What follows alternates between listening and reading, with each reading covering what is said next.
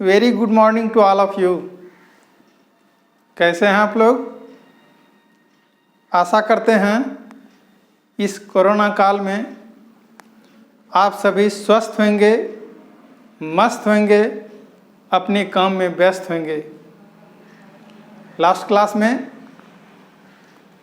हम लोग physics 11th के सिलेबस की चर्चा किए थे कि फिजिक्स 11th में हम लोगों को पढ़ना क्या क्या है, ये लिखाया गया था मेरे द्वारा, और जिसमें हम लोगों के द्वारा निर्णय लिया गया था कि यूनिट फर्स्ट नहीं बल्कि यूनिट सेकेंड की शुरुआत करेंगे।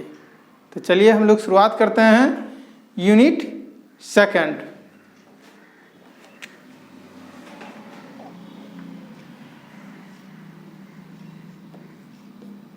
यूनिट सेकेंड क्या लिखाए थे?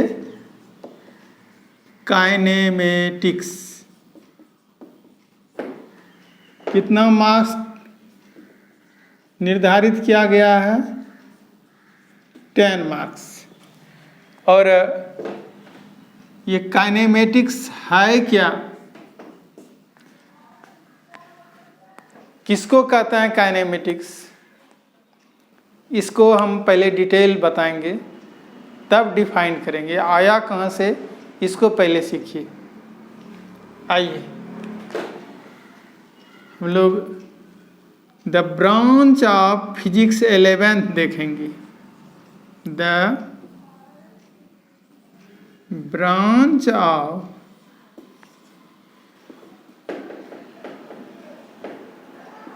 Physics 11th। फिजिक्स 11th का कौन कौन ब्रांच होता है, इसको देखना है। आइए, फर्स्ट ब्रांच है मैकेनिक्स, सेकंड ब्रांच है हीट, और थर्ड ब्रांच है साउंड। ये तीन ही ब्रांच है फिजिक्स 11th का, मैकेनिक्स, हीट और साउंड।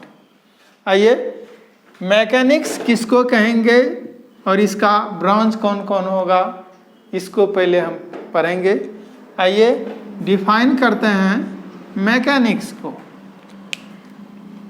मैकेनिक्स क्या है ये देखेंगे पहले। Mechanics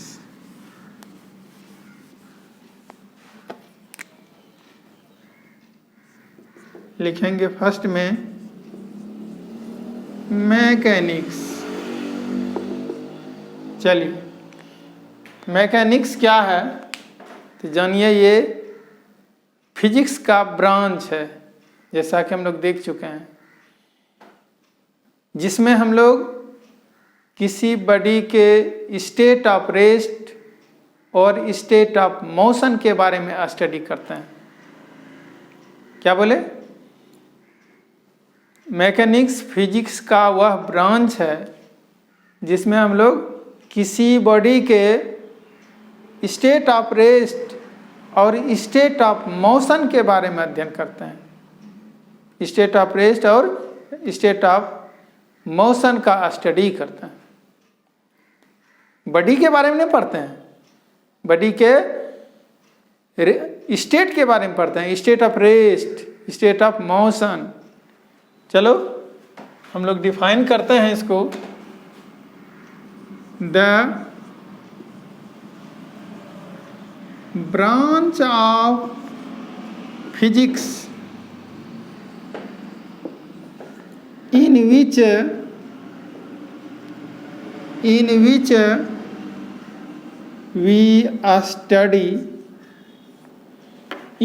we study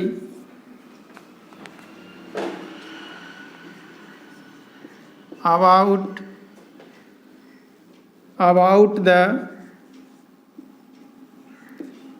state of rest and state of motion, state of rest and state of motion of a body is called mechanics. स्पष्ट हो गया। The branch of physics, physics का वह branch in which we study, जिसमें हम लोग study करते हैं, अध्ययन करते हैं, about the state of rest and the state of motion of a body, body के स्टेट ऑफ रेस्ट और स्टेट ऑफ मोशन के बारे में फिजिक्स के जिस ब्रांच में स्टडी करेंगे उस ब्रांच को क्या कहेंगे? मैकेनिक्स। चलिए हम लोग पुनः ब्रांच ऑफ मैकेनिक्स पढ़ेंगे। ये क्यों ब्रांच होगा सर? तो ब्रांच इसलिए होगा कि दो तरह का स्टडी करते हैं हम। किसमें? मैकेनिक्स में। एक स्टेट ऑफ रेस्ट और स्टेट ऑफ मोशन। यहीं से क्लियर होता है, स्पष्ट होता है कि मैकेनिक्स का भी दो ब्रांच होना चाहिए। एक ब्रांच ऐसा जिसमें कि केवल स्टेट ऑफ रेस्ट के बारे में पढ़ा जाए और दूसरा ब्रांच जिसमें स्टेट ऑफ मोशन के बारे में पढ़ा जाए। चलिए तो लिखते हैं द ब्रांच ऑफ, क्या लिखेंगे हम लोग? क्या लिखेंगे? The branch of mechanics. The branch of mechanics पढ़ेंगे। चलो अब ब्रांच ऑफ मैकेनिक्स में फर्स्ट ब्रांच क्या होगा? फर्स्ट ब्रांच क्या है? स्टैटिक्स। और सेकंड ब्रांच क्या है? डायनामिक्स।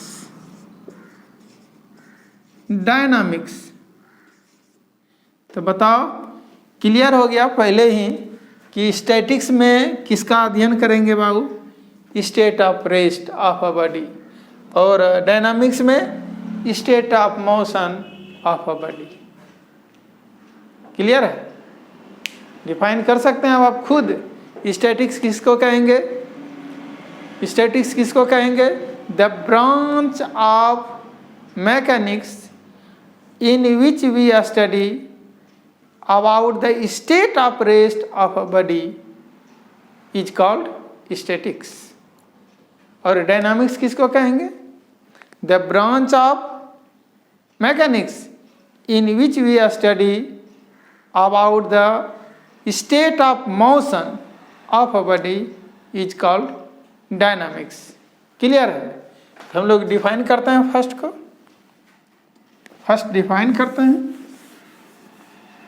आप फर्स्ट को डिफाइन करेंगे। स्टेट ऑफ, यानी स्टैटिक्स किसको कहेंगे उसको डिफाइन करेंगे। फर्स्ट में स्टैटिक्स। चलो, the branch of mechanics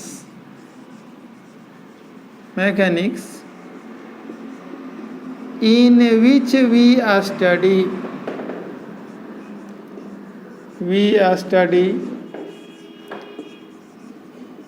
about the state of rest of a body is called क्या कहलाता है? स्टैटिक्स। क्लियर है? पहले समझा चुके हैं कि मैकेनिक्स का वह ब्रांच जिसमें हम लोग किसके बारे में स्टडी करेंगे? The state of rest of a body is called statics. और सेकंड क्या होगा? सेकंड है डायनामिक्स। किसको कहेंगे? समझा चुके हैं, आप अपने से लिख सकते हैं। चलिए लिखिए द ब्रांच ऑफ, बोलिए the branch of mechanics in which we study, किसके बारे में? About the state of motion, about the state of motion of a body is called dynamics, is called dynamics। Clear हो गया? तो देखिए बाबू, statics जो branch हम लिखे हैं ये हम लोगों के सिलेबस में नहीं है। पहले हम लोग जब 11th में थे तो हम लोग 11th और 12th अलग अलग नहीं था हम लोगों के समय में, सीधा क्लास इंटर कहलाता था, IC इंटरमीडिएट ऑफ साइंस कहलाता था, 11th 12th नहीं। तो उसमें 16 मैथमेटिक्स पढ़ना पड़ता था, 16 मैथमेटिक्स, और उस मैथमेटिक्स में से ये भी एक मैथमेटिक्स था स्टैटिक्स का, जिसमें केवल फोर्स की चर्चा होती थी। एक ही बॉडी पर कई एक फोर्स लगाते थे तो रिजल्टेंट फोर्स कितना होगा, इस संबंध में पढ़ा करते थे। किस में? स्टैटिक्स में। अभी हम लोगों के सिलेबस में नहीं है। हम लोग क्या पढ़ना है? डायनामिक्स के बारे में। तो डायनामिक्स देख ही चुके हैं कि डायनामिक्स में पढ़ते हैं about the state of motion of a body. अब state of motion of a body के बारे में पढ़ेंगे तो फिर इसका ब्रांच होगा डायनामिक्स का। कौन कौन ब्रांच होगा देखिए।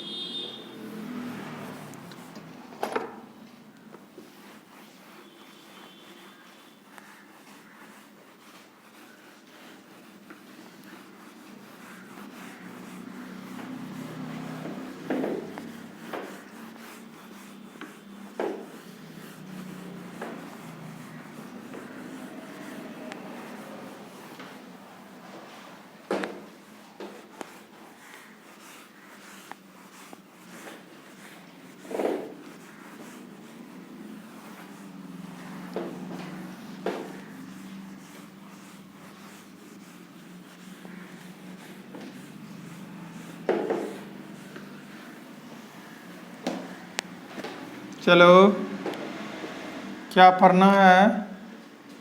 द ब्रांच ऑफ,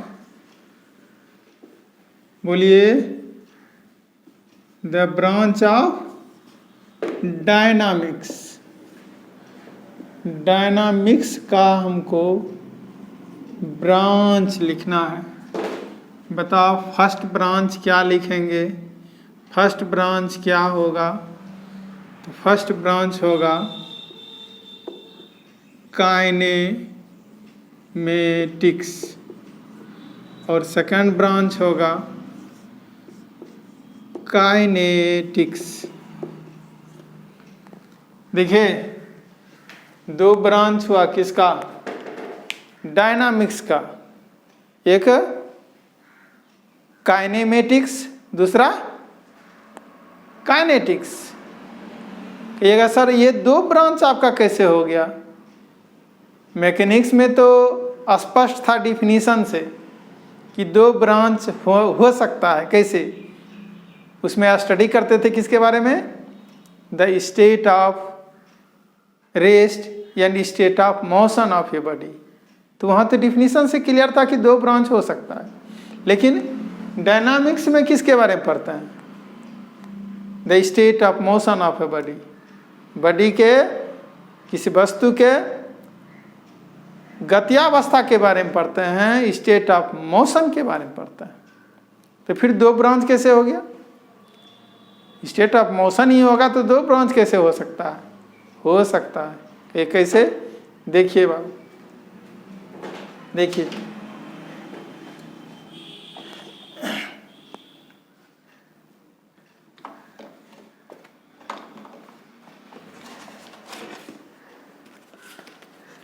एक सिंपल एग्जाम्पल लेते हुए हम बताना चाहेंगे।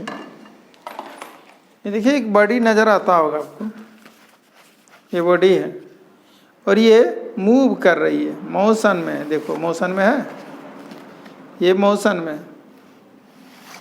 तो मोशन में है तो इसके मोशन के स्टेट के बारे में पढ़ेंगे, यानी मोशन के बारे में पढ़ेंगे। तो क्या पढ़ेंगे कि ये कितने समय में ये टॉप से बॉटम की ओर आ जाता है। यदि यहाँ से चलना शुरू किया तो कितने समय में यहाँ आ जाएगा, किसी पर्टिकुलर समय में वो कितना डिस्टेंस तय करता है, या यहाँ से यहाँ आने में कितना उसको टाइम लगा। ये सब यदि अध्ययन करते हैं कि कितने वेलोसिटीज चल रही है, किसी पर्टिकुलर समय के बाद उसकी वेलोसिटी कितनी हो जाएगी, कितने देर में वो पहुँचेगी बॉटम तक, इस सब के बारे में अध्ययन करेंगे। तो वो ब्रांच होगा किसमें, कौन सा ब्रांच होगा, काइनेमेटिक्स। काइनेमेटिक्स में किसके बारे में पढ़ेंगे, बॉडी के मोशन के बारे में, लेकिन मोशन के कारण पर विचार नहीं करेंगे। ये क्यों इसमें मोशन हुआ, क्यों ये मोशन में आया है, इसके कारण पर विचार नहीं करेंगे। सिर्फ इस हम लोग अध्ययन करेंगे इसके एक्सेलरेशन कितना होगा, वेलोसिटी कितना होगा, इसके द्वारा किसी पर्टिकुलर समय में कितना डिस्टेंस ट्रेवल होगा, इस सब के बारे में पढ़ेंगे। और ये 9th क्लास में आप पढ़ चुके हैं। ये क्या पढ़ चुके हैं सर, अरे तुम पढ़ा था v = u + at, याद करो, ये फॉर्मूला पढ़ा था। फिर यस बराबर ut + ½ at², क्या ये पढ़ा था? हाँ बिल्कुल पढ़ा था। क्या पढ़ा था जी? u क्या इनिशियल वेलोसिटी, ए क्या एक्सीलरेशन, टी क्या टाइम, वी क्या फाइनल वेलोसिटी। इट मीन्स क्या कहना चाहते हैं, यदि u दिया रहे, ये दिया रहे, टी दिया रहे, तो कहेगा final velocity of the body कितना होगा। तो आप फाइनल वेलोसिटी निकाल सकते हैं।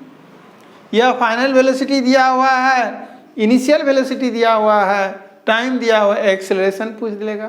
तो क्या एक्सेलरेशन आप नहीं निकाल सकते हैं? ये हम बिल्कुल सर निकाल सकते हैं, इस तरह से निकाल लेंगे आप एक्सेलरेशन। तो बताइए, फिर u दिया रहेगा, टाइम दिया रहेगा, एक्सेलरेशन दिया रहेगा, कहेगा डिस्टेंस कितना कवर करेगा, ये बताइए। ये भी इस फॉर्मूला के तहत निकल जाएगा, इस फॉर्मूला की मदद से निकल जाएगा। तो क्या अभी तक जो निकाल रहे थे आप, final velocity, distance covered by the particle या distance covered by the body, ये सब जो निकाल रहे थे, इसमें कहीं चर्चा हुई कि बॉडी में मोशन किस कारण से हुआ है, कौन सा फोर्स लगा है, किधर फोर्स लगा है? नहीं, इसमें रीजन हम नहीं पढ़ते हैं। मोशन कैसे हुआ इसके संबंध में हम लोग पढ़ते ही नहीं हैं। केवल पढ़ते हैं मोशन हुआ है किसी भी कारण से, तो कितना डिस्टेंस कवर करेगा, एक्सेलरेशन उसका कितना होगा, इनिशियल वेलोसिटी कितना होगा, फाइनल वेलोसिटी कितना होगा। ये सब यदि पढ़ते हैं तो उस ब्रांच का नाम होगा काइनेमेटिक्स। तब समझ में आ गया होगा। काइनेमेटिक्स क्या है जी? डायनामिक्स की वह शाखा है, डायनामिक्स का वह ब्रांच है जिसमें हम लोग किसी बॉडी के मोशन के बारे में पढ़ते हैं, लेकिन उनके कारणों पर बिना विचार किए।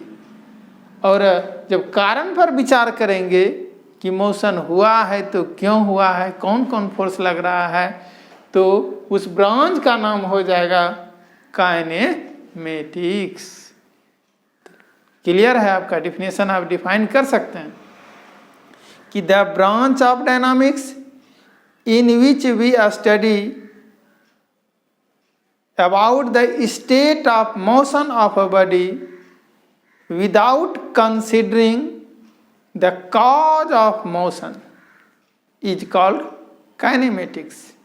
तो चलिए लिखते हैं काइनेमेटिक्स क्या है। काइनेमेटिक्स क्या है इसको डिफाइन करता है।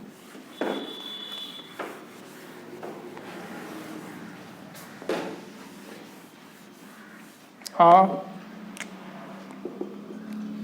the branch of dynamics in which we study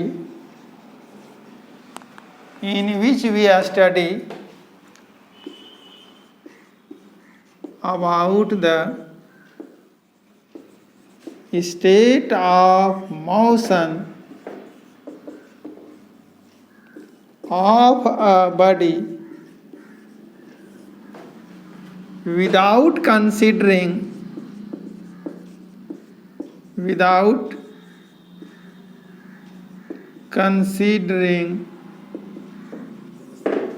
the cause of motion, without considering the cause of motion of the body is called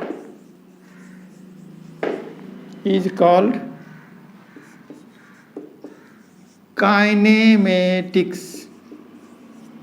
kinematics कोई पढ़ते हैं। काइना कैसे होगा जी? KIN ये तो नहीं है, यानी ये है, तो काइनेमेटिक्स पढ़ेंगे आप, काइनामेटिक्स नहीं पढ़ेंगे, किसी दूसरे का फॉलो नहीं करेंगे। यहाँ स्पष्ट देखिए, अपना भी दिमाग लगाइए। KIN ये रहता तब काइना होता, लेकिन यहाँ क्या है? काइने होगा, काइनेमेटिक्स। चलो तो देखो जी, हम शीर्षक क्या डाले थे? काइनेमेटिक्स। और काइनेमेटिक्स क्या है यहाँ से क्लियर हो गया। क्या क्लियर हुआ? तो काइनेमेटिक्स ब्रांच है किसका? डायनामिक्स का। डायनामिक्स क्या है? वो भी ब्रांच है किसका? मैकेनिक्स का। मैकेनिक्स क्या है? मैकेनिक्स भी ब्रांच है किसका? फिजिक्स का। और आगे बढ़ेंगे तो कहिएगा फिजिक्स क्या है सर? फिजिक्स भी ब्रांच है किसका? साइंस का। तो चलिए हम बात करेंगे कि सेकंड क्या है। सेकंड में काइनेटिक्स की बात करेंगे। समझा चुके हैं, इसलिए हम डायरेक्ट डिफाइन करेंगे इसको। The branch of dynamics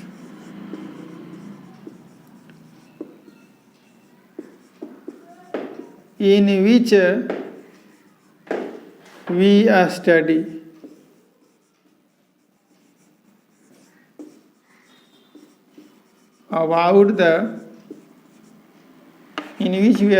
about the state of motion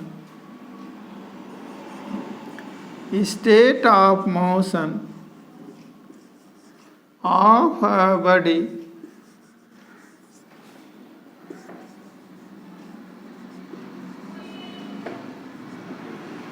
considering the cause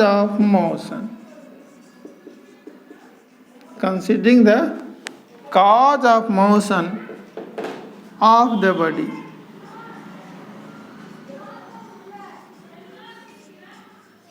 is called kinetics. स्पष्ट है? The branch of dynamics in which we study about the state of motion of a body considering the cause of motion। Motion के कारण पर विचार करते हुए जब किसी बॉडी के मोशन के बारे में स्टडी करेंगे तो फिर डायनामिक्स के उस ब्रांच को हम लोग कहेंगे काइनेटिक्स। और जानिए काइनेटिक्स तब क्या हुआ जी? काइनेटिक्स ये ब्रांच है, लेकिन किसका? डायनामिक्स का। डायनामिक्स ब्रांच है किसका? मैकेनिक्स का। यानी मैकेनिक्स से ही निकला है क्या चीज? काइनेटिक्स। आइए आप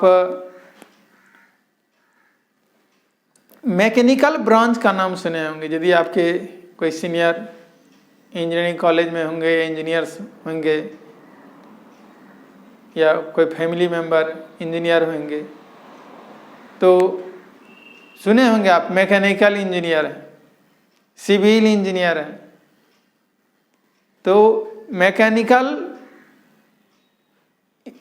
मैकेनिकल जो वर्ड बना है ये किससे बना है? इसी मैकेनिक्स से। और मैकेनिक्स से मैकेनिकल बना है।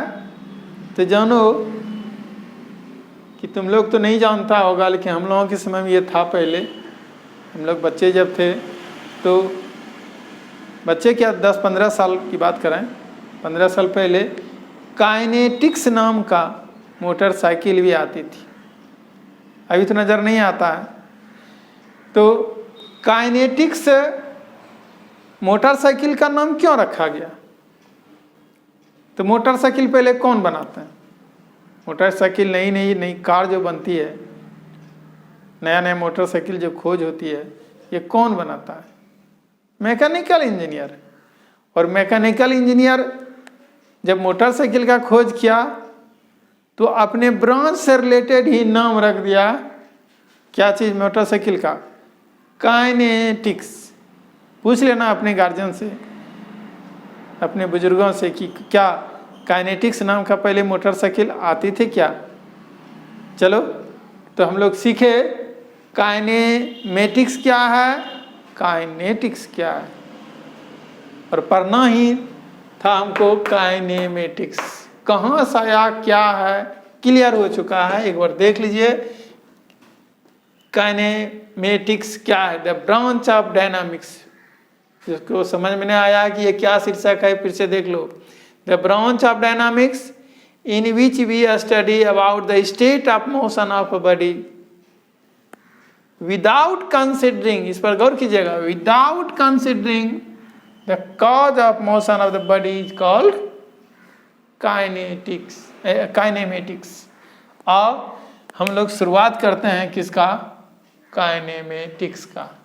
यदि ज़्यादा इंटरेस्टेड हैं तो देखो हमको लिखा हुआ है, आपको फिर से लिखना पड़ेगा। कि क्या लिखना पड़ेगा sir?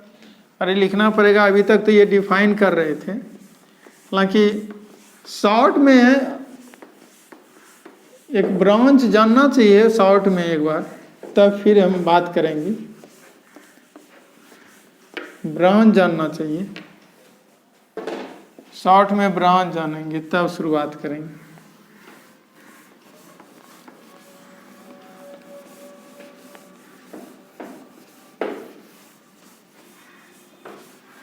The branch of physics at a glance की बात करेंगे। और the branch of physics 11th at a glance। जानता होगा एट ए ग्लेंस क्या है? फ्रेज है जिसका मतलब है एक दृष्टि में, यानी फिजिक्स 11th का ब्रांच एक दृष्टि में, एक नज़र में। क्या एक नज़र है? गौर करो, क्या देंगे इसमें जी? देखिए 3 ब्रांच आप बताए थे न सर। फर्स्ट क्या था? मैकेनिक्स। सेकंड क्या था? बोलो। हीट। थर्ड क्या था? साउंड। यही 3 ब्रांच है। और मैकेनिक्स का ब्रांच की चर्चा हम किए। मैकेनिक्स का 2 पार्ट होगा, 2 ब्रांच होगा इसका। मैकेनिक्स का क्या क्या ब्रांच था? स्टैटिक्स, जो हम लोग सिलेबस में नहीं है। दूसरा क्या है? डायनामिक्स। और फिर डायनामिक्स का पुनः ब्रांच था। क्या क्या ब्रांच था? काइनेमेटिक्स। और ये काइनेटिक्स। तो चलिए हम लोग मंजिल पर पहुंच गए। क्या मंजिल था? काइनेमेटिक्स है क्या, कहाँ से आया है, किस खानदान का? नहीं कह सकते हैं काइनेमेटिक्स ये किस खानदान का है? तो फिजिक्स के खानदान का है। और देख ही रहे हैं किसका बेटा पोता मान सकते हैं आप, ये डायनामिक्स का बेटा है। काइनेमेटिक्स और काइनेटिक्स। चलो हमको इस पर फोकस करना था कि काइनेमेटिक्स के पापा का नाम कहें तो डायनामिक्स, दादा का नाम कहें तो मैकेनिक्स, और परदादा का नाम कहें तो फिजिक्स 11th। समझ में आ चुका है कि मैं कहें काइनेमेटिक्स आया कहाँ से। बुक में तो सिर्फ शीर्षक डाला रहता है, यह हम क्लियर करने की कोशिश किए कि काइनेमेटिक्स क्या है। आइए हम लोग स्टडी करेंगे अब किसका? काइनेमेटिक्स का।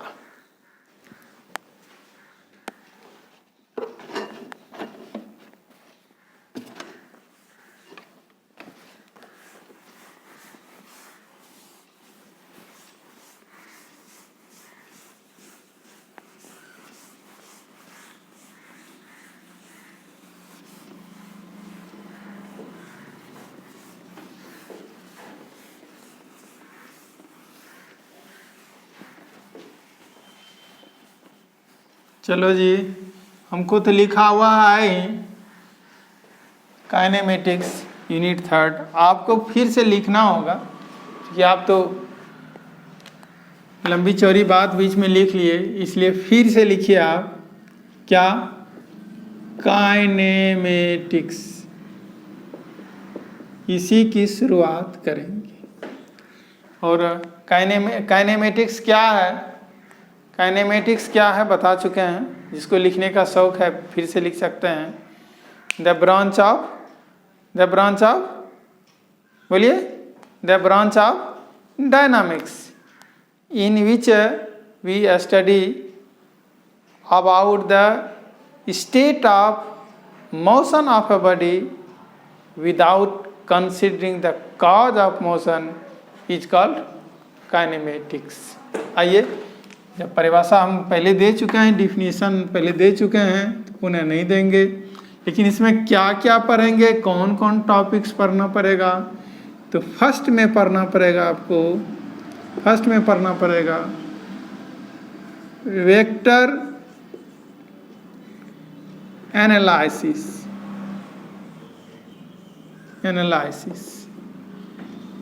इसको दूसरे शब्द में कह सकते हैं वेक्टर अलजेब्रा। अलग अलग बुक में अलग अलग नाम रहेगा। Vector algebra.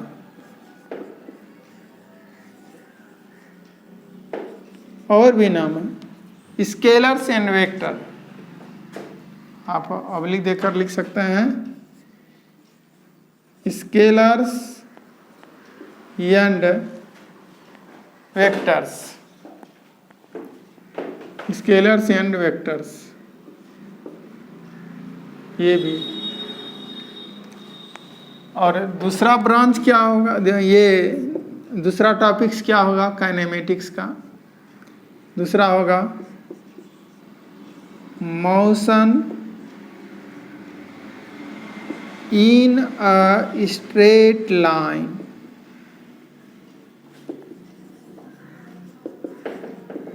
Motion in a straight line. इसी को दूसरे शब्द में कह सकते हैं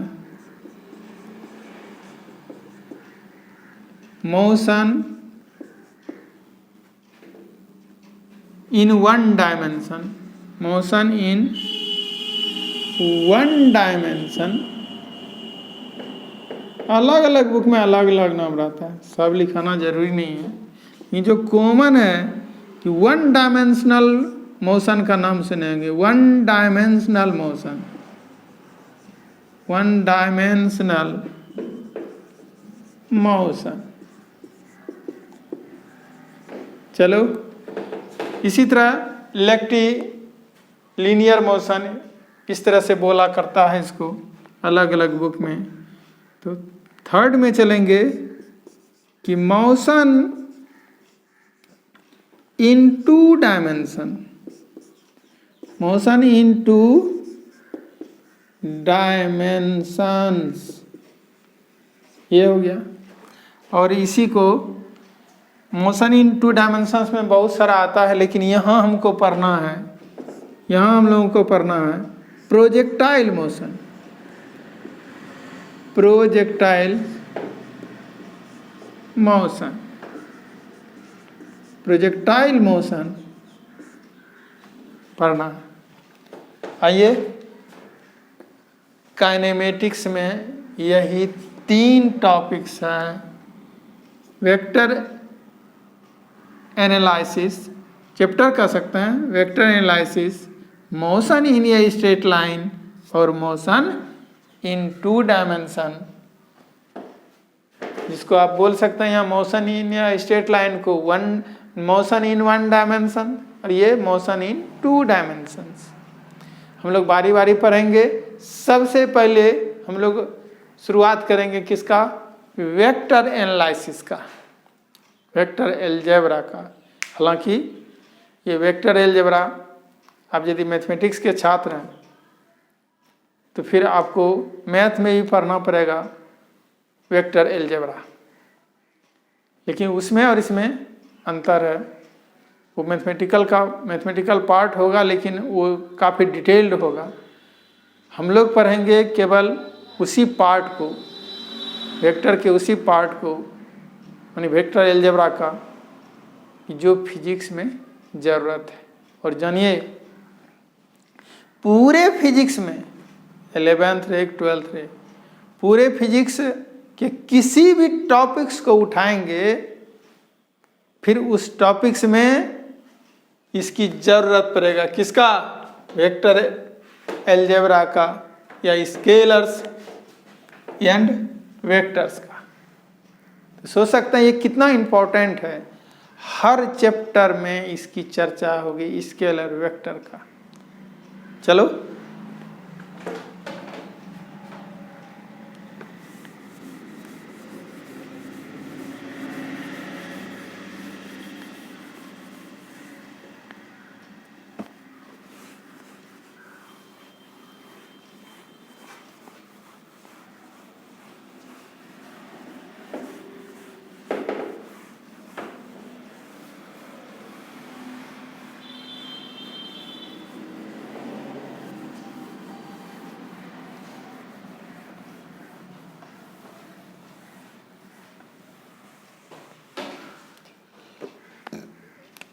शुरुआत करते हैं फर्स्ट।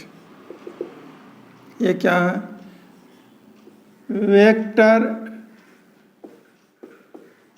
एनालिसिस या vector algebra, scalars and vectors कह सकते हैं। ऑब्लिक दे करके स्केलर्स एंड वेक्टर्स। कोई पूछेगा क्या शुरुआत किए हैं काइनेमेटिक्स में, तो बताएंगे आप वेक्टर अलजेब्रा की शुरुआत हुई है, वेक्टर एनालिसिस की शुरुआत हुई है। और इसमें हमको पढ़ना क्या है? सबसे पहले ही पढ़ना है फिजिकल क्वांटिटी। फिजिकल क्वांटिटी क्या है? फिजिकल क्वांटिटी ये देखेंगे, लेकिन देखने से पहले हम बताना चाहेंगे कि देखो तुम्हारा रिजल्ट क्या है ये हमको पता नहीं। तुम कैसे स्टूडेंट हो, बहुत ज़्यादा तेज है, ब्रिलियंट है, या फिजिक्स में वीक है, ये हमको पता नहीं। लेकिन आप जिस कैटेगरी के भी स्टूडेंट हैं, जिस भी कैटेगरी के, तो आपको इस साइंस करियर के इस चैनल में, साइंस करियर फिजिक्स क्लासेस जो चैनल है, इस चैनल में आपको चिंता करने की ज़रूरत ही नहीं है। आप 6th क्लास में पढ़े हैं कि नहीं पढ़े हैं, 9th में पढ़े हैं कि नहीं पढ़े हैं, उससे कोई मतलब नहीं। ये कैसे मतलब नहीं होगा? एक एग्जाम्पल के तहत समझाते हैं कि हम लोगों के दादाजी, आपके दादाजी जब भोज खाने जाया करते थे, तो आपको तो आपके रीजन में तो ऐसा नहीं है, लेकिन हम लोगों को याद है कि दादाजी क्या करते थे, लोटा लेकर के जाते थे, बड़ा वाला लोटा, भोज खाने के लिए, गिलास साथ में रहता था। और कुछ दिन के बाद क्या हुआ, लोटा समाप्त, लोटा ले नहीं जाना है, चौक ले जाना शुरू किया। चौक पहले भी चलता था, यानी लोटा नहीं ले जाना है, भोज खाने जाना है तो चौक लेकर जाना है, रुपया पैसा जो भी। लेकिन अब करंट में देखो तो कुछ भी ले जाने की जरूरत नहीं पड़ता है। अब तो चौक भी नहीं चलता है, केवल आप जाते हैं, गए, खाए और हाथ पोछे धोए चल दिए। तो बताओ जी कि जब खा रहा था तुम भोज, तो किसी ने पूछा, यदि कहा क्या चटनी और दीजिए, यदि तुमने कहा चटनी और दीजिए या चटनी और लेने गए, तो किसी ने कहा कि अरे चटनी भी अपना घर से नहीं ला सकते हो? ऐसा कोई नहीं कहता है, क्योंकि सब चीज़ भोज में ही मिलता है। पानी गिलास, चटनी, रतबा, जो भी। जस्ट उसी तरह हम भी यहाँ भोज ही खिलाते हैं फिजिक्स का, और आपको कुछ भी ज़रूरत नहीं है पहले से जान कराने का। आप 6th क्लास में भी फिजिक्स चलता है, फिजिक्स चलने का मतलब फिजिक्स का पार्ट रहता है इसमें, साइंस में। 7th में, 8th में, 9th में तो आप पढ़े ही होंगे। लेकिन नहीं भी पढ़े हैं तो कोई मतलब नहीं, हम यहाँ भोज खिलाएंगे तो सब चीज़ हम ही देंगे, चाहे वो 6th क्लास का हो, 7th क्लास का हो, 8th क्लास का हो, 9th क्लास का क्यों नहीं टच करना पड़े, हर चीज़ हम देते हैं। आपको केवल स्वाद लेकर खाने की ज़रूरत है, और नियमित रूप से। आप नियमित रूप से यदि क्लास करेंगे तो आप कैसा स्टूडेंट हैं, पढ़े हैं कि नहीं पढ़े हैं, जानते हैं कि नहीं जानते हैं, कोई मतलब नहीं। मेरा केवल क्लास करते जाइए रेगुलरली, आपको खुद विश्वास हो जाएगा कि जो सर बोले थे वैसा ही हो रहा है, हर चीज़ समझ में आएगा। और फिजिक्स तो रटने की बात ही नहीं है, पहले बता चुके हैं। याद भी नहीं रखना है, याद करना भी नहीं है। हम जो डिफिनीशन लिखा देंगे, अभी लिखाए थे, द ब्रांच ऑफ ये physics in which we study about the state of motion and state of rest of your body is called mechanics. इसको डिफाइन, ये याद नहीं करना है, केवल समझ लेना है कि मैकेनिक्स क्या है, ब्रांच है किस चीज़ का, फिजिक्स का। उसमें क्या करते हैं, स्टडी करते हैं, किसके बारे में। तो स्टेट के बारे में। कौन सा स्टेट? स्टेट ऑफ रेस्ट और स्टेट ऑफ मोशन। किसका? बॉडी का। इस तरह से समझना है, और भी हम बताते हैं आगे। चलिए हम लोग वेक्टर फिजिकल क्वांटिटी क्या है ये सबसे पहले जानना होगा। और जानने से पहले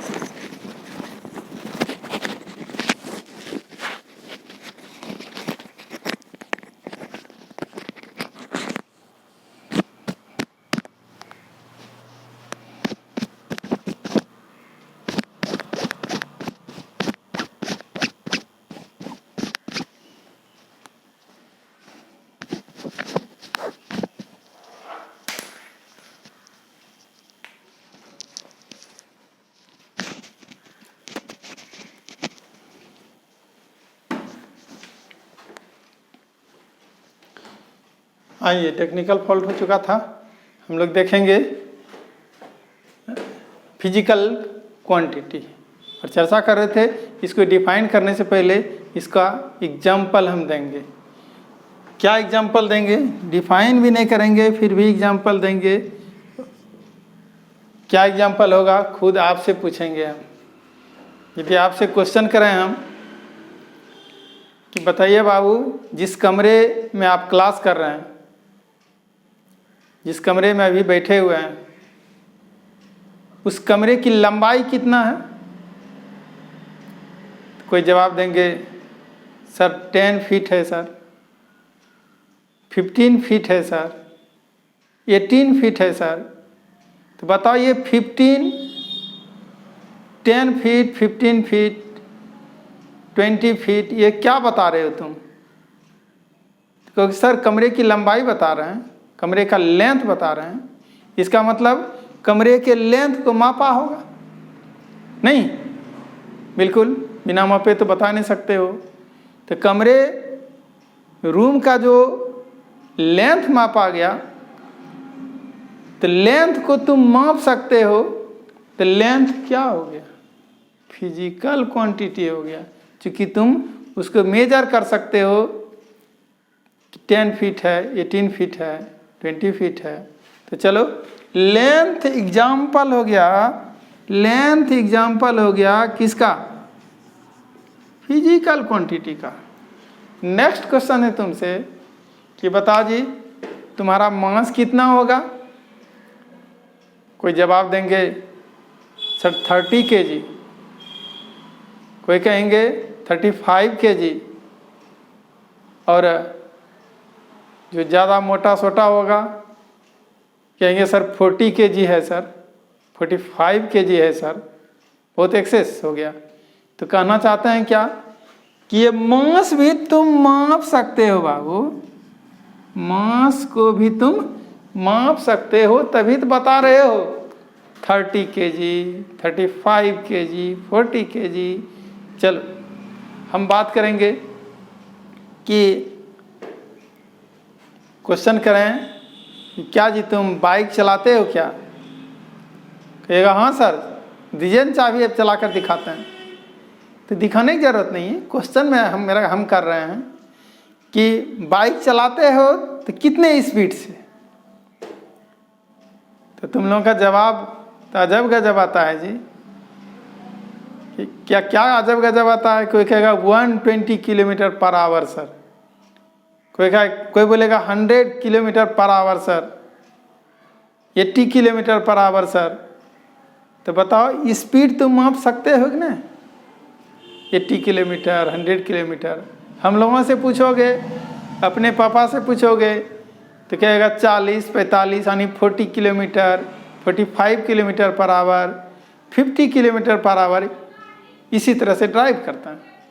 तो बताओ बाबू कि ये जो तुम स्पीड बता रहे हो, तो स्पीड अलग अलग तुम बता रहे, इसका मतलब बाइक का स्पीड मेजर किया जा सकता है, किसी गाड़ी का व्हीकल का स्पीड मेजर किया जा सकता है। तो क्या मेजर किया जा सकता है, किसको मापा जा सकता है, स्पीड को। तो जिसको मापा जा सकता है बाबू, उसी को क्या बोलते हैं, फिजिकल क्वांटिटी। तो बताओ स्पीड क्या होगा, फिजिकल क्वांटिटी होगा। कहेंगे जी अभी तुम्हारे कमरे का टेम्परेचर कितना होगा, तो कोई कहिएगा सर 30 डिग्री सेल्सियस, कोई 35 डिग्री सेल्सियस, कोई 25 डिग्री सेल्सियस। इस तरह से टेम्परेचर आप बताएंगे तो टेम्परेचर को मापा जा सकता है।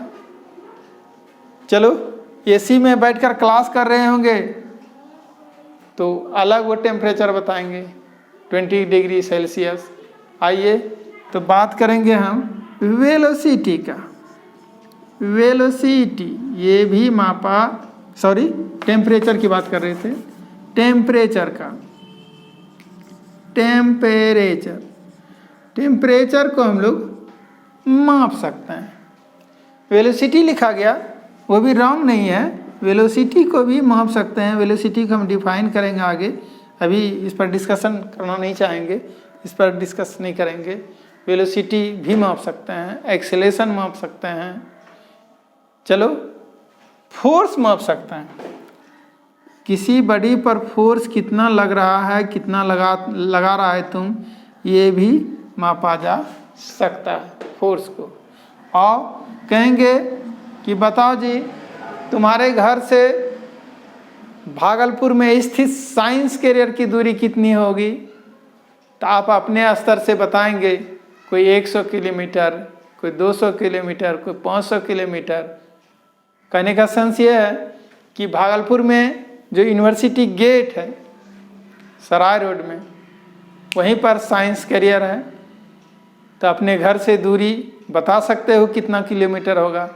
इट मीन्स तुम डिस्टेंस को भी माप सकते हो, मेजर कर सकते हो। तो बताओ जल्दी बताओ कि डिस्टेंस क्या है, फिजिकल क्वांटिटी है। चलो और एग्जांपल नहीं देना चाहेंगे, हम ETC लिखते हैं।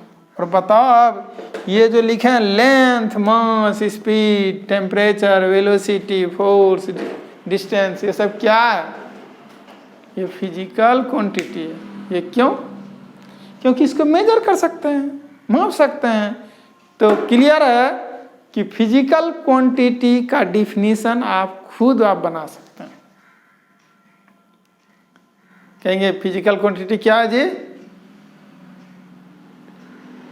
क्वेश्चन है मेरा, what is physical quantity? You have to answer in a single word, then what will be your answer? कहेंगे कि सर क्वांटिटी, एक शब्द में कहें, वन वर्ड में आंसर दें तो क्वांटिटी। अब कहेंगे कौन सा क्वांटिटी, जिसे मेजर किया जा सकता है। क्लियर हो गया, the quantity which can be measured is called physical quantity। वह क्वांटिटी जिसे मापी जा सकती है उसे क्या कहते हैं, फिजिकल क्वांटिटी कहा जाता है। एग्जाम्पल से क्लियर हो चुका है। चलिए लिखना शुरू करते हैं। डिफिनीशन रटना नहीं है, याद नहीं करना है बाबू, पहले बोल चुके हैं। क्या करना है, द क्वांटिटी, देखे क्या है, यही यहाँ से भी समझ सकते हो। द क्वांटिटी स्पष्ट इतने सा लिखेंगे, इतने सा लिखेंगे। इसका मतलब क्या है, फिजिकल क्वांटिटी क्या है, क्वांटिटी है, कोई खास क्वांटिटी है। द लगाने का मतलब कोई खास quantity, particular quantity, the quantity. अब यहाँ चलेंगे, इसका बताएंगे, which can be measured, which can be measured is called physical quantity. Physical quantity. आप बताओ बाबू, एग्जाम्पल तो नीचे दिए ही हैं, लेकिन एक ही बात को, एक ही चीज़ को अलग अलग शब्दों में समझाया जा सकता है, अलग अलग वर्ड्स में एक्सप्रेस किया जा सकता है। इसका डिफिनेशन दूसरा भी आप दे सकते हैं, किसका? फिजिकल क्वांटिटी का। ये दूसरा क्या होगा सर? दूसरा बताते हैं, फिजिकल प्रिंसिपल का नाम सुना होगा, भौतिक सिद्धांत। जैसे न्यूटन्स लॉ ऑफ ग्रेविटेशन का नाम सुना है, Newton's second law of motion का नाम सुना है, जिसमें आप क्या देखें हैं, F इज इक्वल टू क्या होता है? एम ए होता है। सेकंड लॉ ऑफ मोशन पढ़े होंगे 9th क्लास में। F is equal to m a. M क्या है? मास है। ये क्या है? एक्सीलरेशन है। एक्सीलरेशन। तो बताओ जी, यदि मैथमेटिकल डिफिनीशन तुमसे पूछना चाहें कि व्हाट इज फोर्स, तो कैसे डिफाइन करोगे? मैथमेटिकल डिफिनीशन क्या होगा? कहोगे the product of mass and acceleration of a body is called force. Mass और एक्सेलरेशन के प्रोडक्ट को, गुणनफल को क्या कहते हैं? फोर्स कहा जाता है। देखे, फोर्स को डिफाइन करने के लिए किसका सहारा लेना पड़ा? मास का, एक्सेलरेशन का। फिर बात करेंगे वेलोसिटी किसको कहते हैं जी? वेलोसिटी या स्पीड किसको कहते हैं जी? तो कहोगे ये क्या है?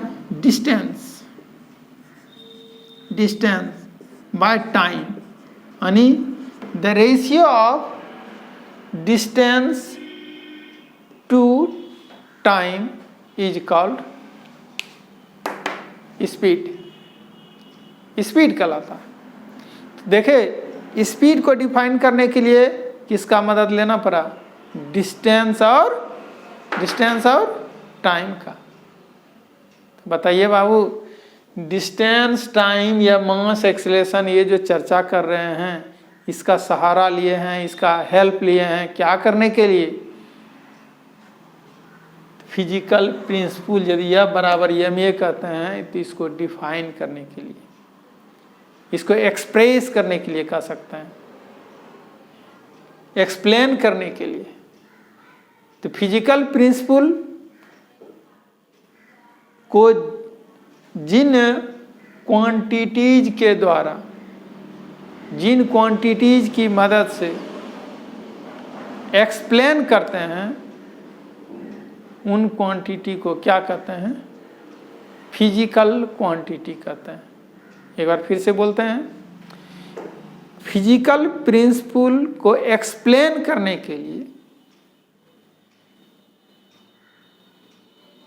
जिन क्वांटिटीज की मदद ली जाती है, या फिजिकल प्रिंसिपल को जिन क्वांटिटीज के टर्म्स में एक्सप्रेस किया जाता है, एक्सप्लेन किया जाता है, उसको क्या कहते हैं? उसको कहते हैं फिजिकल क्वांटिटी। चलिए हम लोग और करके सेकंड डिफिनेशन भी लिखेंगे।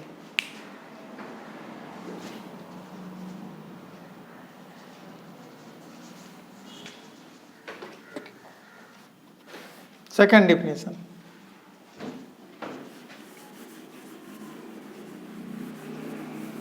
तो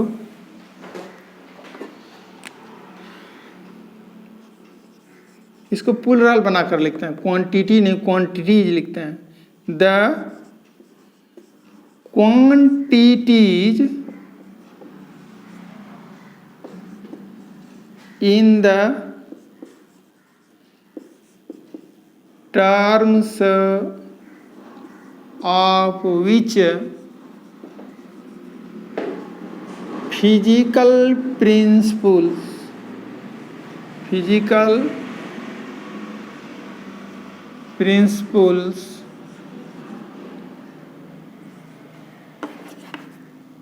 are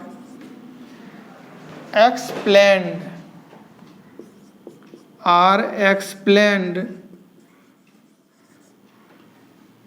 are called physical quantities. Are called physical quantities. Clear हो चुका है.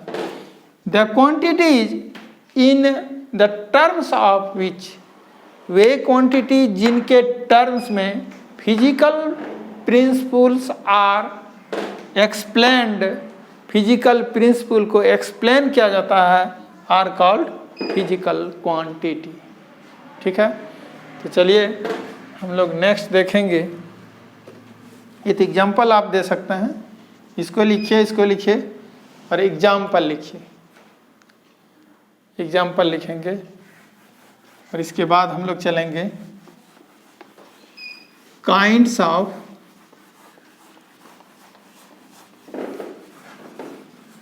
Physical quantity. आइए काइंड्स ऑफ फिजिकल क्वांटिटी की बात करेंगे.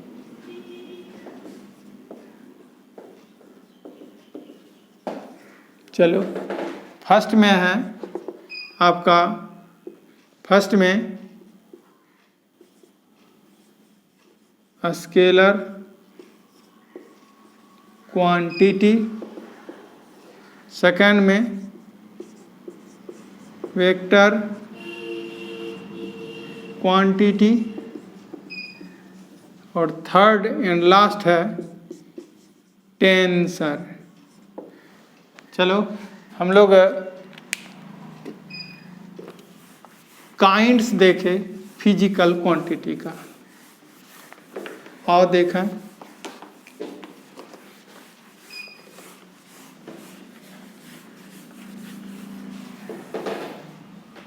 हम लोग नेक्स्ट क्लास में पढ़ेंगे क्या, what is scalar quantity, what is vector quantity, what is tensor. लेकिन जाने से पहले कहना चाहेंगे, क्लास छोड़ने से पहले कहना चाहेंगे कि आपको हर हाल में रिवीजन करके आना पड़ेगा. जो पढ़ाया गया आज उसको हर हाल में देख कर आना होगा और रटना नहीं है, याद भी नहीं करना है, केवल समझ कर आना होगा. जैसे फिजिकल क्वांटिटी क्या है, ये यदि पढ़ाया गया मेरे द्वारा तो कोई पूछ दे आज क्या पढ़ाया गया, तो फिजिकल क्वांटिटी. तो फिजिकल क्वांटिटी क्या है तो उसको डिफिनीशन मत बताओ, उसको कहो फिजिकल क्वांटिटी क्या है, तो क्वांटिटी है. क्या है फिजिकल क्वांटिटी, क्या है तो क्वांटिटी है. कौन सा क्वांटिटी, तो जिसे मापी जा सकती है या जिनके पदों में फिजिकल प्रिंसिपल को एक्सप्रेस किया जा सकता है, उसको क्या कहते हैं, फिजिकल क्वांटिटी कहते हैं. तो फिजिकल क्वांटिटी का कितना प्रकार, स्केलर, वेक्टर और टेंसर, 3 प्रकार. यही तो जानना है. हम एक और एग्जाम्पल के तहत आपको बताना चाहेंगे कि राम और श्याम दोनों माली के बेटे थे. क्या थे, माली के बेटे. लेकिन वो माली उनका क्या था, उनका पापा क्या था, सामान्य माली था. छोटा सा फुलवारी में फूल उगाया करते थे और फूल को बेचा करते थे. लेकिन दोनों दोस्त बन गया, दोनों दोस्त था. दोनों क्या किया, जनरली देखा जाता है ये कि पापा जो पेशा, जिस पेशा में है प्राय वही पेशा बच्चे भी करने लगते हैं. यदि अपने जीवन में कुछ नहीं कर पाए तो चलो उन दोनों को भी यही दिन देखना पड़ गया कि पापा माली थे तो ये इनको भी माली बनना पड़ गया। लेकिन ये जरा हट के नहीं कहते हैं, इन्होंने दोनों ने हट करके सोचा कि नहीं, हम पापा की तरह माली नहीं बनेंगे। मेरा जो फुलवारी होगा उसमें हर तरह का फूल होगा, इवन विश्व के किसी भी कोने में जो फूल है उपलब्ध होता है वो मेरे फुलवारी में होगा। और इसी उद्देश्य से अपने अपने फुलवारी में फूल लगाना शुरू किया। लेकिन देखो, फूल लगाने का तरीका सीखो। राम जो था, तो राम फूल लाता था, फूल का प्लांट, फ्लावर का प्लांट ला करके लगा देता था, लगा करके चला जाता था। फर्स्ट फ्लावर लगाया, फर्स्ट प्लांट शुरुआत किया तो फर्स्ट लगा कर चला गया। लेकिन श्याम क्या करता था? श्याम आया, पहला फूल जो लगाया था कल, उसको देख लिया, उसमें पानी की ज़रूरत है तो पानी डाल दिया, यदि कीटनाशक की ज़रूरत है कीटनाशक डाल दिया। तब जा कर के सेकेंड फ्लावर का प्लांट लगाता था। मोहन क्या किया? मोहन क्या करता था? मोहन फर्स्ट फ्लावर लगा कर गया था, सेकेंड, दूसरे दिन आया सेकेंड लगा दिया, तीसरे दिन आया थर्ड लगा दिया, आकर के लगा करके चला जाता था। लेकिन श्याम ऐसा नहीं करता था। क्या करता था श्याम? लगाने से पहले जो भी गमला वहां लगाया था, जो भी फ्लावर प्लांट डाला था, उसको क्या किया? वो क्या करता था? उसको पहले सींचता था, देखता था कि स्वस्थ पौधा है कि नहीं, किसी चीज की कमी तो नहीं है। उसके बाद अगला प्लांट लगा करके घर चला जाता था। दोनों में देखना अंतर। राम क्या करने लगा कि जल्दी जल्दी और करने के लिए एक फूल नहीं, दो फूल, तीन फूल लगाने लगा एक के दिन में। लेकिन पीछे के फूल को कभी देखता नहीं था, केवल नया नया वैरायटी का फूल लाने में व्यस्त रहते थे, फूल का प्लांट लाने में व्यस्त रहते थे। लेकिन श्याम पीछे के पौधे को देखते हुए अगला पौधा लगाता था, पीछे के फ्लावर प्लांट को सींचता था, निकौनी करने की जरूरत पड़ता था निकौनी करता था, कीटनाशक की जरूरत पड़ता था कीटनाशक देता था, तब अगला प्लांट लगाता था। तो बताओ किसका सपना साकार होगा? जो सपना देखा है बहुत बड़ा फुलवारी बनाएंगे जिसमें हर तरह का फूल होगा, विश्व के लोग उसको देखने आएंगे, किसका सपना साकार होगा? आपका जवाब होगा सर श्याम का। क्यों? क्यों श्याम का? क्योंकि राम क्या करता था? केवल नया प्लांट लगाता था, नया पौधा लगाता था फूल का। पीछे क्या हुआ, गमला पलटा कि सूख गया, वो देखता ही नहीं था। सींचने की जरूरत है कि नहीं? और जानते हैं फूल में कोई यदि सींचा नहीं जाए नया पौधा को तो रहेगा क्या? सारा सूख गया उनका। हाँ, एक आध गो ये अभी ऐसे भी हो सकता है, प्रकृति में भी कहीं एक आध फूल लग जाता है। तो बताओ जी, एक आध फूल से विश्व के लोग देखने आएंगे क्या? नहीं। तो आपको क्या बनना है? राम की तरह बनना है कि श्याम की तरह बनना है? स्वाभाविक है आपका जवाब होगा श्याम की तरह बनेंगे सर। जो पौधा कीमती लगाए हैं उसको पहले देख लेंगे, सींच लेंगे, देखभाल करने के बाद ही हम नया पौधा लगाएंगे। समझ में आ गई होगी बात क्या करना है। ऐसा नहीं कि कोर्स को पूरा करने के चक्कर में, कोर्स को समाप्त करने के चक्कर में आगे ही बढ़ते गए, रोज आगे बढ़ते गए, पीछे का कभी देखे ही नहीं। तो वही राम वाला हाल होगा कि सारा पौधा जैसे उसका सारा सूख गया, उसी तरह सारा चीज़ आपका पीछे का समाप्त हो सकता है। इसलिए करना क्या है, जो भी हम पढ़ाते जाएंगे पीछे का पहले रिवीजन कर लोगे, तब अगला क्लास अटेंड करोगे, तभी तुम्हारा ये जो सपना है, सपनों का जो फुलवारी है, वो फुलवारी सजेगी धजेगी, फुलवारी बहुत सुंदर लगेगा, देखने लायक फुलवारी होगा।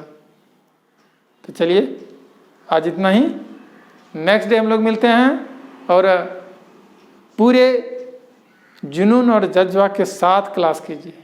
ये नहीं कि तकिया लगा लिए हैं और क्लास कर रहे हैं, वैसे नहीं, इनर्जेटिक होकर क्लास कीजिए।